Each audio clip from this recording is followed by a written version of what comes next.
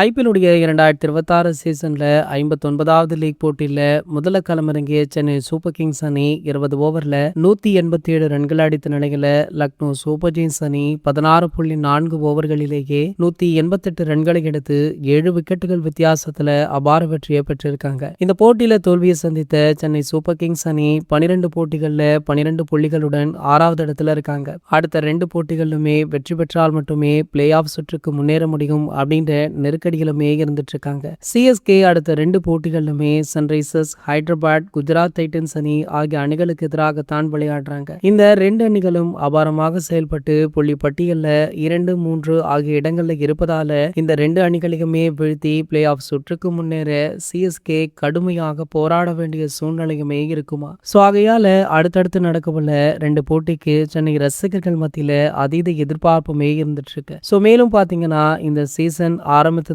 இருந்து எம்.எஸ். தோனி அவர்கள் ஒரு போட்டிகள்ல கூட விளையாடல. இதோ வருவார் அதோ வருவார் அப்படின்னு சொல்லி ரசிகர்கள் ஏமாற்றம் தான் அடைந்தாங்க. ஆனா இன்னுமுமே எம்.எஸ். தோனி அவர்கள் வந்த பாடல்ல ட்ரைனிங் செக்ஷனை மட்டும் அட்டன் பண்ணிவிட்டு அப்படியே பஸ்ல ஏறி கிளம்பி விடுறாரு. சோ அடுத்த போட்டியிலாவது விளையாடுவாரா அப்படின்னு பலருமே கேள்வி கேட்டுட்டு இருக்காங்க. இன்னும் லீக் சுற்று 2 போட்டிகள் தான் இருக்கு. ஏதாவது ஒரு போட்டியிலாவது கலந்து கொள்ளலாமே அப்படின்னு ரசிகர்கள் தொடர்ந்து கோரிக்கையுமே விடுத்துட்டு இருக்காங்க. சோ இவங்களுடைய கோரிக்கையை ஏற்று எம்.எஸ். தோனி அவர்கள் இனி வர போட்டிகள்ல கலந்து கொள்வாரா இல்லையா அப்படின்றத பொறுத்திருந்துதான் பார்க்க வேண்டும். இது போன்ற செய்திகளை பத்தி நீங்க உடனே தெரிஞ்சுக்க நம்மளுடைய சேனலை மறக்காம சப்ஸ்கிரைப் பண்ணிக்கோங்க.